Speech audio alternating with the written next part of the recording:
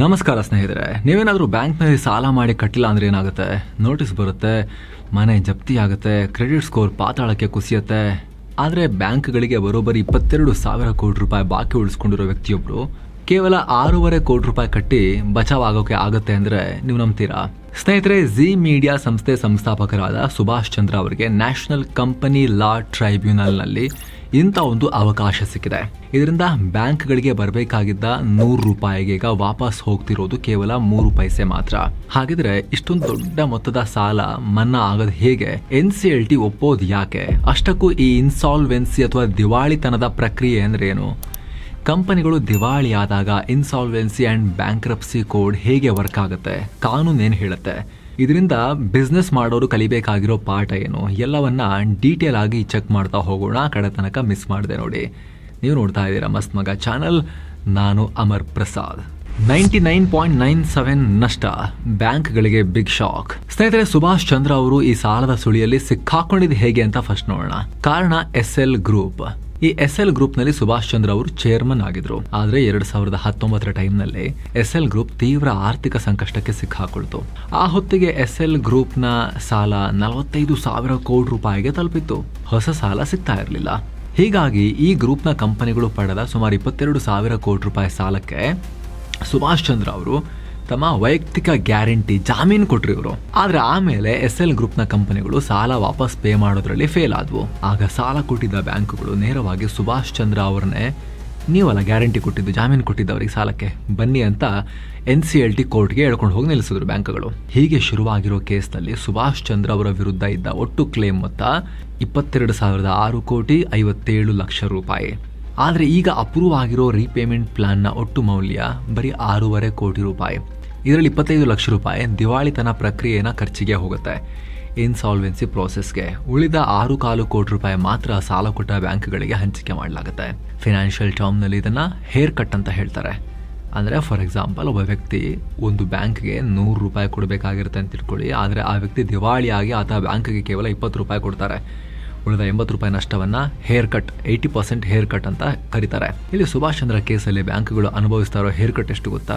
ಭರ್ತಿ 99.97%. ಅಂದ್ರೆ ರಿಕವರಿ ಆಗ್ತಿರೋದು ಕೇವಲ 0.03% ಮಾತ್ರ. ಇದಕ್ಕೆ ಒಂದು ಉದಾಹರಣೆ ಅಂತ ಹೇಳಿದ್ರೆ LIC ಹೌಸಿಂಗ್ ಫಿನಾನ್ಸ್. ಇವರು SL ಗ್ರೂಪ್ ನಿಂದ ವಾಪಸ್ ಪಡಿಬೇಕಾಗಿದ್ದ ಕ್ಲೇಮ್ ಮೊತ್ತ 1,322 ಕೋಟಿ ರೂಪಾಯಿ. ಆದ್ರೆ ಈಗ ಈ ರೀಪೇಮೆಂಟ್ ಪ್ಲಾನ್ ಪ್ರಕಾರ ಹೌಸಿಂಗ್ ಫಿನಾನ್ಸ್ಗೆ ಸಿಗ್ತಿರೋದು ಕೇವಲ 38 ಲಕ್ಷ ರೂಪಾಯಿ ಮಾತ್ರ. ಸೊ SL ಗ್ರೂಪ್ಗೆ ಯಾರೆಲ್ಲ ಸಾಲ ಕೊಟ್ಟಿದ್ರು ಅವರ ಹಣ ಕ್ಲೀನ್ ಶೇವ್ ಆಗಿದೆ. ಇಲ್ಲಿ ಹೇರ್ ಕಟ್ ಅಲ್ಲ, ಕ್ಲೀನ್ ಶೇವ್ ಆಗಿದೆ. ಹೀಗಾಗಿ ಇದನ್ನು ಭಾರತದ ಬ್ಯಾಂಕಿಂಗ್ ಇತಿಹಾಸದಲ್ಲಿ ವೈಯಕ್ತಿಕ ಖಾತರಿದಾರರ ಪರ್ಸನಲ್ ಗ್ಯಾರಂಟರ್ ಪ್ರಕರಣದಲ್ಲಿ ಆಗಿರೋ ಅತಿ ದೊಡ್ಡ ಹೇರ್ ಕಟ್ ಅಂತ ಪರಿಗಣಿಸಲಾಗ್ತಾ ಇದೆ. ನಿಮ್ಗೆ ಗೊತ್ತಿರಲಿ, ಆಗಸ್ಟ್ 25ನೇ ತಾರೀಕು ಮಂಗಳವಾರ ಹೊರಬಿದ್ದ ಈ ಮಹತ್ವದ ಆದೇಶದಲ್ಲಿ ಮೊದಲು 2 ಜಡ್ಜ್ಗಳ ನಡುವೆ ಭಿನ್ನಾಭಿಪ್ರಾಯ ಇತ್ತು. ಜುಡಿಷಿಯಲ್ ಮೆಂಬರ್ ಆಗಿದ್ದ ಅಶೋಕ್ ಕುಮಾರ್ ಭಾರದ್ವಾಜ್ ಈ ಪ್ಲಾನ್ಗೆ ಒಪ್ಪಿಗೆ ಕೊಟ್ಟರು. ಟೆಕ್ನಿಕಲ್ ಮೆಂಬರ್ ರೀನಾ ಸಿನ್ಹಾಪುರಿ ಇದನ್ನ ವಿರೋಧಿಸಿದ್ರು. ಆಮೇಲೆ ಫೈನಲ್ ಆಗಿ ಕೇಸ್ 3ನೇ ಮೆಂಬರ್ ಆದ ನಿಲೇಶ್ ಶರ್ಮಾ ಅವರ ಬಳಿ ಹೋಗಿ ಅವರೇ ಈ ರೀಪೇಮೆಂಟ್ ಪ್ಲಾನ್ಗೆ ಗ್ರೀನ್ ಸಿಗ್ನಲ್ ಕೊಟ್ಟಿರೋದೀಗ. ಬ್ಯಾಂಕ್ಗಳಿಂದ ಭಾರಿ ವಿರೋಧ. ಈ ತೀರ್ಪನ್ನ SL ಗ್ರೂಪ್ನ ಪ್ರಮುಖ ಸಾಲದಾತ ಸಂಸ್ಥೆಗಳಾದ HDFC ಬ್ಯಾಂಕ್ ಮತ್ತು LIC ಹೌಸಿಂಗ್ ಫಿನಾನ್ಸ್ ತೀವ್ರವಾಗಿ ವಿರೋಧಿಸಿವೆ. 1,322 ಕೋಟಿ ರೂಪಾಯಿ ಸಾಲಕ್ಕೆ 38 ಲಕ್ಷ ಆಫರ್ ಮಾಡಿರೋದು ಇದು ಯಾವುದಿದು ಅನ್ವಯಬಲ್ ಮತ್ತು ಅನ್ಲಾಫುಲ್ ಅಂತ ಹೇಳಿದ್ದಾರೆ. HDFC ಬ್ಯಾಂಕ್ ಅಂತೂ ಅನೌನ್ಸ್ ಮಾಡಿದೆ ತೀರ್ಪನ್ನು ಪ್ರಶ್ನಿಸಿ NCLAT ನ್ಯಾಷನಲ್ ಕಂಪನಿ ಲಾ ಅಪೆಲೈಟ್ ಟ್ರೈಬ್ಯುನಲ್ಗೆ ಮೇಲ್ಮನವಿ ಹೋಗ್ತೀವಿ ಅಂತ ಹೇಳಿದೆ. ಅಲ್ಲದೆ ಈ ತೀರ್ಪಿನ ಬಗ್ಗೆ ಫಿನಾನ್ಷಿಯಲ್ ಎಕ್ಸ್ಪರ್ಟ್ಸ್ ಕೂಡ ವಿರೋಧ ವ್ಯಕ್ತಪಡಿಸ್ತಾ ಇದ್ದಾರೆ. ಈ ತೀರ್ಪು ಭವಿಷ್ಯದ ಇತರ ದೊಡ್ಡ ಉದ್ಯಮಿಗಳ ಸಾಲದ ಕೇಸುಗಳಿಗೆ ಕೆಟ್ಟ ಎಕ್ಸಾಂಪಲ್ ಸೆಟ್ ಮಾಡದಂಗ ಆಗ್ಬೋದು ಅಂತ ಹೇಳಿ ಆರ್ಥಿಕ ತಜ್ಞರು ಆತಂಕ ವ್ಯಕ್ತಪಡಿಸಿದ್ದಾರೆ. ಸುಭಾಷ್ ಚಂದ್ರ ಅವರ ವಾದ ಏನು? ನೇರವಾಗಿ ಹೋಗಿ ಬ್ಯಾಂಕ್ಗೆ ಹೋಗಿ ನಿಮ್ಮ ಹೆಸರಲ್ಲಿ ಸಾಲ ತಗೊಂಡ್ರೆ ಅದು ಪರ್ಸನಲ್ ಬಾರೋಯಿಂಗ್. ಆದರೆ ನಿಮ್ದೊಂದು ಕಂಪನಿ ಸಾಲ ಪಡೆಯುವಾಗ ಒಂದು ವೇಳೆ ನನ್ನ ಕಂಪನಿ ಸಾಲ ತೀರಿಸ್ತಾ ಇದ್ರೆ ಅದಕ್ಕೆ ನಾನು ವೈಯಕ್ತಿಕವಾಗಿ ಹೊಣೆ ಅಂತ ಬ್ಯಾಂಕಿಗೆ ಬರ್ಕೊಡೋದಿರುತ್ತಲ್ಲ, ಅದು ಪರ್ಸನಲ್ ಗ್ಯಾರಂಟಿ. ಸುಭಾಷ್ ಚಂದ್ರ ಅವರ ವಾದ ಕೂಡ ಇದೆ. ನಾನು ನನ್ನ ಜೇಬಿಗೆ 22,000 ಕೋಟಿ ರೂಪಾಯಿ ಹಾಕೊಂಡಿಲ್ಲ. SL ಗ್ರೂಪ್ನ ಕಂಪನಿಗಳು ಪಡೆದಿದ್ದ ಸಾಲ ಅದು. ಅದರಲ್ಲಿ ಮತ್ತವ್ರು ಬಿಸ್ನೆಸ್ ಮಾಡೋಕ್ಕೆ ಅದರಲ್ಲಿ ಎಂಪ್ಲಾಯ್ಮೆಂಟ್ ಕೂಡ ಜನರೇಟ್ ಮಾಡಿರ್ತಾರೆ, ಎಕಾನಮಿಗೆ ಆ ದುಡ್ಡು ಹೋಗಿರುತ್ತೆ. ನಾನು ಕೇವಲ ಗ್ಯಾರಂಟರ್ ಆಗಿದ್ದೆ ಅನ್ನೋ ಕ್ಲಾರಿಫಿಕೇಶನ್ ಅವ್ರು ಕೊಡ್ತಾ ಇದ್ದಾರೆ ಆ ಕಂಪನಿಗಳು ಮಾಡಿದ್ದ ಸಾಲಕ್ಕೆ. ಜೊತೆಗೆ ಸುಭಾಷ್ ಚಂದ್ರ ಅವ್ರು ಹೇಳ್ತಿರೋ ಪ್ರಕಾರ 22,000 ಕೋಟಿ ಎಲ್ಲ ಸುಳ್ಳು. ಇರೋದು ಕ್ಲೇಮ್ ಒಟ್ಟು 3,992 ಕೋಟಿ ರೂಪಾಯಿ ಅಷ್ಟೇ. ಇದರಲ್ಲಿ 620 ಕೋಟಿ ರೂಪಾಯಿ ಆಲ್ರೆಡಿ ಸೆಟಲ್ ಕೂಡ ಆಗಿದೆ. ಬಾಕಿ ಉಳಿದಿರೋ ಕ್ಲೇಮ್ 3,372 ಕೋಟಿ ರೂಪಾಯಿ ಅಂತ ಸುಭಾಷ್ ಚಂದ್ರ ಅವರ ಆಫೀಸ್ ಹೇಳ್ತಾ ಇದೆ. ಜೊತೆಗೆ ಸುಭಾಷ್ ಚಂದ್ರ ಅವರು ಉದ್ದೇಶಪೂರ್ವಕ ಸುಸ್ತಿದಾರ ಅಲ್ಲ, ಅಂದರೆ ವಿಲ್ಫುಲ್ ಡಿಫಾಲ್ಟರ್ ಅಲ್ಲ ಅಂತಲೂ ಅವರು ಕ್ಲಾರಿಫಿಕೇಶನ್ ಕೊಡ್ತಾ ಇದ್ದಾರೆ. ಜನವರಿ 2019ರಲ್ಲಿ SL ಗ್ರೂಪ್ಗೆ 45,000 ಕೋಟಿ ರೂಪಾಯಿ ಸಾಲ ಇತ್ತು. ಅದರಲ್ಲಿ ಈಗ ಆಲ್ರೆಡಿ ಸುಮಾರು 43,000 ಕೋಟಿ ರೂಪಾಯಿ ಸಾಲವನ್ನು ಮರುಪಾವತಿ ಮಾಡಿ ಆಗಿದೆ ಅಂತ ಅವರು ಕ್ಲೇಮ್ ಮಾಡ್ತಿದ್ದಾರೆ. ಇನ್ನು SL ಗ್ರೂಪ್ನ ಕಂಪನಿಗಳು ಸಾಲದಾತರಿಗೆ ಮತ್ತೊಂದು 1,113 ಕೋಟಿ ರೂಪಾಯಿ ಸಾಲದ ಕಂತನ್ನ ವಾಪಸ್ ಪೇಮೆಂಟ್ ಮಾಡೋಕ್ಕೂ ರೆಡಿ ಆಗಿದ್ದೀವಿ ನಾವು ಅಂತಲೂ ಸುಭಾಷ್ ಚಂದ್ರ ಹೇಳ್ತಿದ್ದಾರೆ. ಕೋರ್ಟ್ 3 ಪೈಸೆಗೆ ಒಪ್ಪಿದ್ಯಾಕೆ? ಎಸ್ ಸ್ನೇಹಿತರೆ, ಸದ್ಯಕ್ಕೆ ನಾವು ಕ್ಲೇಮ್, ಕೌಂಟರ್ ಕ್ಲೇಮ್ ಆಮೇಲೆ ನೋಡೋಣ. ಇಲ್ಲಿ 22,000 ಕೋಟಿ ರೂಪಾಯಿ ಅಂತ ಹೇಳಿ ಬ್ಯಾಂಕ್ಗಳು ಚರ್ಚೆ ಮಾಡ್ತಿರೋ ಟೈಮ್ನಲ್ಲಿ ಸುಭಾಷ್ ಚಂದ್ರ ಅವರು ಇಲ್ಲ 3,000 ಕೋಟಿ, ಇನ್ನೊಂದು 1,000 ಕೋಟಿ ಕೊಡೋಕೆ ರೆಡಿ ಇದೀವಿ ಅಂತೆಲ್ಲ ಹೇಳ್ತಿದ್ದಾರೆ. ಅದಕ್ಕೆ ಏನು ಆಧಾರ ಅಂಥೇಳಿ ನಮಗೆ ಕ್ಲಾರಿಟಿ ಸಿಗಲಿ. ಸದ್ಯಕ್ಕೆ ನಾವು ಈ 22,000 ಕೋಟಿ ಅದರಲ್ಲೀಗ 6 ಕೋಟಿ ಮಾತ್ರ ಕೊಡೋಕೆ ಹೇಳಿದ್ದಾರೆ ಅನ್ನೋ ಲೈನ್ನಲ್ಲೇ ಹೋದರೆ ಜಸ್ಟ್ ಅಲ್ಲಿ ಎಷ್ಟಾಯಿತು? 3 ಪೈಸೆ ಆಯ್ತಲ್ಲ ಪ್ರತಿ 100 ರೂಪಾಯಿಗೆ. ಯಾಕೆ ಅದು ಹೆಂಗೆ ವರ್ಕ್ ಆಗುತ್ತೆ? NCLT ಮುಂದೆ ಇಲ್ಲಿ 3 ಪ್ರಬಲ ಕಾರಣಗಳಿದ್ವು ಸ್ನೇಹಿತರೆ. ಇದರಲ್ಲಿ ಪ್ರಮುಖವಾಗಿರೋ ಕಾರಣ ಅಂದರೆ ಆಸ್ತಿನೇ ಇಲ್ಲ. 2017-18ರ ಟೈಮ್ನಲ್ಲಿ ಸುಭಾಷ್ ಚಂದ್ರ ಅವರ ಆಸ್ತಿ ಮೌಲ್ಯ 40,000 ಕೋಟಿ ರೂಪಾಯಿಗೂ ಅಧಿಕ ಇತ್ತು ಅಂತ ರಿಪೋರ್ಟ್ ಇದ್ವು. ಆದರೆ ಕೋರ್ಟ್ ಮುಂದೆ ಅವರು ಡಿಕ್ಲೇರ್ ಮಾಡಿರೋ ಈಗಿನ ಆಸ್ತಿಯ ಮೌಲ್ಯ 31.79 ಕೋಟಿ ರೂಪಾಯಿ ಮಾತ್ರ. ಅದರಲ್ಲೂ 25 ಕೋಟಿ ರೂಪಾಯಿ ಮೌಲ್ಯದ ಒಂದು ಪ್ರಾಪರ್ಟಿ ಆಲ್ರೆಡಿ ಬ್ಯಾಂಕಿಗೆ ಅಡಮಾನ ಇಡಲಾಗಿದೆ. ಅಂದರೆ ಅವ್ರ ಬಳಿ ಆಸ್ತಿನೇ ಇಲ್ಲ ಅನ್ನೋದು ಮೊದಲ ಕಾರಣ. ಅಫ್ಕೋರ್ಸ್ ಹಿಂದಿನ ನೆಟ್ವರ್ತ್ ಫಿಗರ್ಸ್ಗೂ ಈಗಿನ ಡಿಕ್ಲೇರ್ಡ್ ಪರ್ಸನಲ್ ಅಸೆಟ್ಸ್ಗೂ ಬಹಳ ದೊಡ್ಡ ವ್ಯತ್ಯಾಸ ಇದೆ.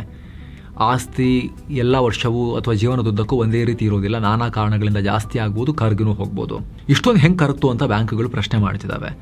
ಆದರೆ ಕೋರ್ಟ್ ಅವರು ಕರೆಂಟ್ ಇರೋ ಆಸ್ತಿ ಇಷ್ಟೇ ಅಂತೇಳಿ ಒಪ್ಕೊಂಡಿದೆ. ಇಲ್ಲಿ ಇನ್ನೊಂದು ಕಾರಣ ಬಹುಮತದ ಒಪ್ಪಿಗೆ. ಇದನ್ನು ಕಮಿಟಿ ಆಫ್ ಕ್ರೆಡಿಟರ್ಸ್ ಅಂತ ಹೇಳ್ತಾರೆ. ಕಾನೂನು ಪ್ರಕಾರ ಇಂತಹ ರೀಪೇಮೆಂಟ್ ಪ್ಲಾನ್ ಪಾಸ್ ಆಗೋಕ್ಕೆ ಅಗತ್ಯ ಇರೋ ಸ್ಟ್ಯಾಚ್ಯುಟರಿ ವೋಟಿಂಗ್ ಥ್ರೆಶೋಲ್ಡ್ನ ಪೂರೈಸಬೇಕು. ಈ ಕೇಸ್ನಲ್ಲಿ ಸಾಲ ಕೊಟ್ಟಿರೋ ಬ್ಯಾಂಕ್ಗಳಲ್ಲಿ, ಸಾಲದಾತರುಗಳಲ್ಲಿ ಸುಮಾರು ಬ್ಯಾಂಕ್ಗಳಿದ್ವಲ್ಲ ಮತ್ತು ಫಿನಾನ್ಷಿಯಲ್ ಇನ್ಸ್ಟಿಟ್ಯೂಷನ್ಸ್, ಅದರಲ್ಲಿ 80%ಗೂ ಅಧಿಕ ಸಾಲದಾತರು ಈ ರೀಪೇಮೆಂಟ್ ಪ್ಲಾನ್ಗೆ ಸರಿ ಬಿಡಿ ಮುಗಿಸಿ ಅಂತೇಳಿ ಒಪ್ಪಿಗೆಯನ್ನು ಕೊಟ್ಟಿದ್ದಾರೆ. ಹೀಗಾಗಿ 1-2 ಬ್ಯಾಂಕ್ಗಳು, ಇನ್ಸ್ಟಿಟ್ಯೂಷನ್ಗಳು ವಿರೋಧಿಸಿದ್ರು ಕೂಡ ರೀಪೇಮೆಂಟ್ಗೆ ಅನುಮತಿಯನ್ನು ಕೊಡಲಾಗಿದೆ. ಹಾಗೆ ಕೋರ್ಟ್ ಇಲ್ಲಿ ಪ್ರಾಕ್ಟಿಕಲ್ ಲೆಕ್ಕಾಚಾರವನ್ನು ಮುಂದಿಟ್ಟಿದೆ. ಅವ್ರ ಲೆಕ್ಕಾಚಾರ ಏನು ಅಂದರೆ, ಕ್ಲೇಮ್ ಮೊತ್ತ 22,000 ಕೋಟಿ ರೂಪಾಯಿ ಇದೆ ಅಂದ ಮಾತ್ರಕ್ಕೆ ವ್ಯಕ್ತಿ ಬಳಿ 22,000 ಕೋಟಿ ರೂಪಾಯಿ ಆಸ್ತಿ ಇರಲೇಬೇಕು ಅಂತಿಲ್ಲ. ಒಂದು ವೇಳೆ ಸುಭಾಷ್ ಚಂದ್ರ ಅವರನ್ನ ಸಂಪೂರ್ಣ ದಿವಾಳಿ ಅಂತ ಘೋಷಿಸಿದ್ರೆ, ಬ್ಯಾಂಕ್ರಪ್ಟ್ ಅಂತ ಘೋಷಿಸಿದ್ರೆ, ಅವರ ಆಸ್ತಿ ಮಾರಿ ಬರೋ ಹಣದಲ್ಲಿ ಬ್ಯಾಂಕ್ಗಳಿಗೆ 6.5 ಕೋಟಿ ರೂಪಾಯಿ ಕೂಡ ಸಿಗೋ ಗ್ಯಾರಂಟಿ ಇರಲಿಲ್ಲ. ಹೀಗಾಗಿ ಏನೂ ಇಲ್ಲದೆ ಇರೋದಕ್ಕಿಂತ ಸಿಗೋದನ್ನು ಪಡೆದುಕೊಳ್ಳೋದು ಬೆಟರ್ ಅನ್ನೋದು ಕೋರ್ಟ್ ತರ್ಕ. ಏನಿದು ದಿವಾಳಿತನ ಪ್ರಕ್ರಿಯೆ?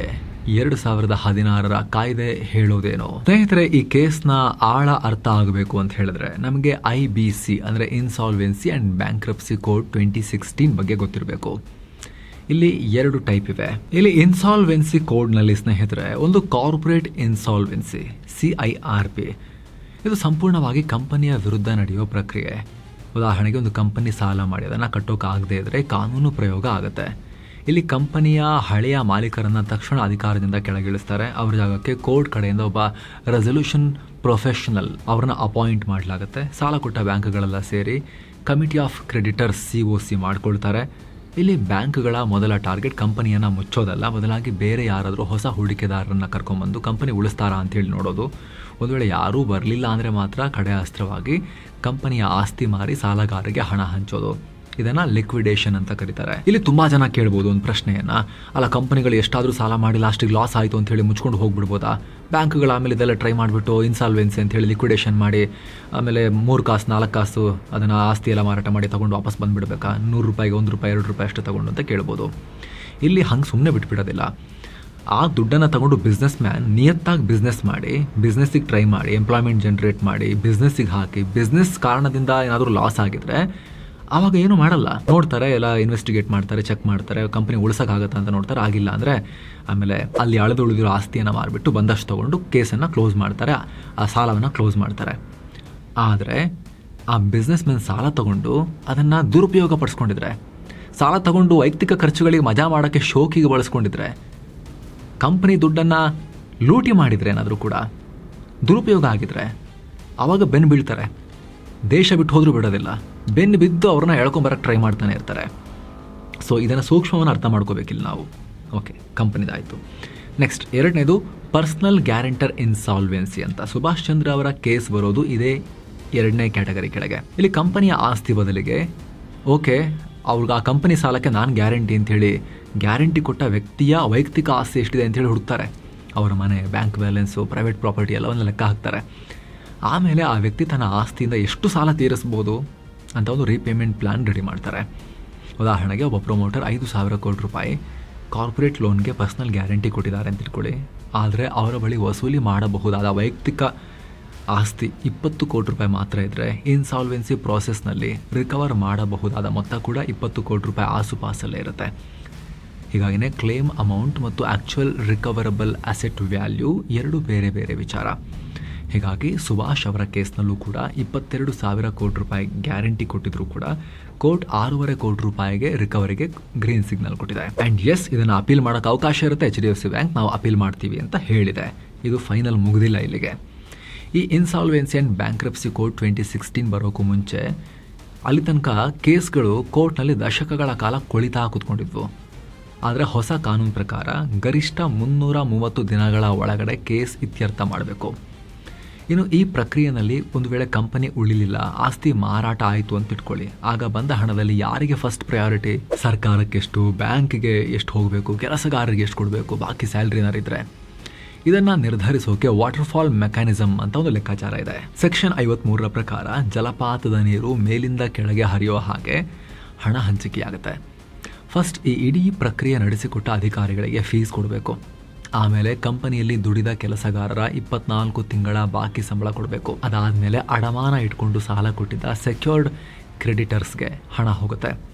ಕಡೆಗೆ ಸರ್ಕಾರಕ್ಕೆ ಕಟ್ಟಬೇಕಾಗಿರೋ ಬಾಕಿ ಟ್ಯಾಕ್ಸ್, GST, ದಂಡ ಏನಾದರೂ ಇದ್ದರೆ ಅದನ್ನು ರಿಕವರ್ ಮಾಡಿಕೊಳ್ಳಾಗುತ್ತೆ. ಈ ಪ್ರಕ್ರಿಯೆ ಕೇವಲ ಭಾರತದಲ್ಲಿ ಮಾತ್ರ ಅಲ್ಲ ಸ್ನೇಹಿತರೆ, ಜಗತ್ತಿನಾದ್ಯಂತ ಇರೋ ಗ್ಲೋಬಲ್ ಸ್ಟ್ಯಾಂಡರ್ಡ್ ಇದು. ಅಮೆರಿಕದಲ್ಲೂ ಇಂತಹದ್ದೇ ವ್ಯವಸ್ಥೆ ಇದೆ. ಖುದ್ದು ಡೊನಾಲ್ಡ್ ಟ್ರಂಪ್ ಅವರು ಕೂಡ ಹಲವು ಬಾರಿ ಇದರ ಲಾಭವನ್ನು ಪಡ್ಕೊಂಡಿದ್ದಾರೆ. ಇಲ್ಲಿ ಟ್ರಂಪ್ ವೈಯಕ್ತಿಕವಾಗಿ ದಿವಾಳಿಯಾಗಿಲ್ಲ, ಆದರೆ ಅವರ ಒಡೆತನದ 10 ಕಂಪ್ನಿಗಳಲ್ಲಿ ಕೆಲ ಕಂಪ್ನಿಗಳು ಲಾಭದಲ್ಲಿವೆ, ಚೆನ್ನಾಗಿ ನಡೀತಿವೆ. ಲಾಸ್ ಆಗಿರೋದನ್ನು ನಂದು ಆ ಕಂಪ್ನಿ ದಿವಾಳಿ ಆಗಿದೆ ಅಂತೇಳಿ ಕೋರ್ಟಿಗೆ ಹೋಗಿ ಅದನ್ನು ಕ್ಲೋಸ್ ಮಾಡಿಸ್ಕೊಂಡಿದ್ದಾರೆ ಅವರು. ಎಷ್ಟು ಸಲ ಟ್ರಂಪ್ ಒಡೆತನದ ಕಾರ್ಪೊರೇಟ್ ಕಂಪನಿಗಳು ಅಮೆರಿಕದಲ್ಲಿ ಭರ್ತಿ 6 ಬಾರಿ ಚಾಪ್ಟರ್ 11 ಅಡಿಯಲ್ಲಿ ಬ್ಯಾಂಕ್ರಪ್ಸಿ ಫೈಲ್ ಮಾಡಿದ್ವು.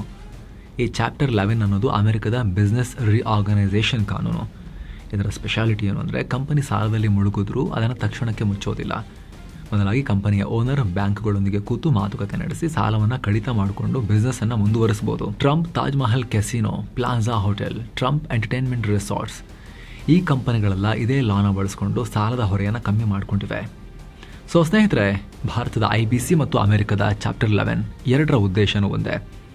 ಕಂಪನಿಯನ್ನು, ವ್ಯಕ್ತಿಯನ್ನು ಸಂಪೂರ್ಣವಾಗಿ ಮುಳುಗಿಸಿ ಬಿಡೋ ಬದಲು ಮಾತುಕತೆ ಮೂಲಕ ಅದನ್ನು ಉಳಿಸ್ಕೊಂಡು ಕಂಪ್ನಿ ಉಳಿದ್ರೆ ಮತ್ತೆ ಯಾವತ್ತಾದರೂ ಮತ್ತು ವಾಪಸ್ ಎದ್ದು ಬಂತು ಅಂತ ಹೇಳಿದ್ರೆ ರಿಕವರ್ ಆಗ್ಬೋದಲ್ಲ, ಅದನ್ನು ಫಸ್ಟ್ ಟ್ರೈ ಮಾಡೋದು. ಆಗಿಲ್ಲ ಅಂದರೆ ಅಲ್ಪ ಸ್ವಲ್ಪ ಸಾಲವನ್ನಾದರೂ ವಸೂಲಿ ಮಾಡಿಕೊಳ್ಳೋದು ಮತ್ತು ಬಿಸ್ನೆಸ್ಗೆ ಅದನ್ನು ವರ್ಷಗಟ್ಟಲೆ ಹೇಳ್ಕೊಂಡು ಹೋಗೋದ್ರ ಬದಲಿಗೆ ಈಗ ಹೂಡಿಕೆ ವಾತಾವರಣ ಕೂಡ ಹಾಳಾಗುತ್ತಲ್ಲ. ಕರೆಕ್ಟಾಗಿ ಒಂದು ಬ್ಯಾಂಕ್ರಪ್ಸಿ ಕೋಡ್ ಒಂದು ಕಂಟ್ರಿಲಿ ಇಲ್ಲ ಅಂತ ಹೇಳಿದ್ರೆ, ಯಾಕಂದರೆ ಎಲ್ಲ ಬಿಸ್ನೆಸ್ನಲ್ಲೂ ಕೂಡ ಸಕ್ಸಸ್ ಸಿಗಲ್ಲ.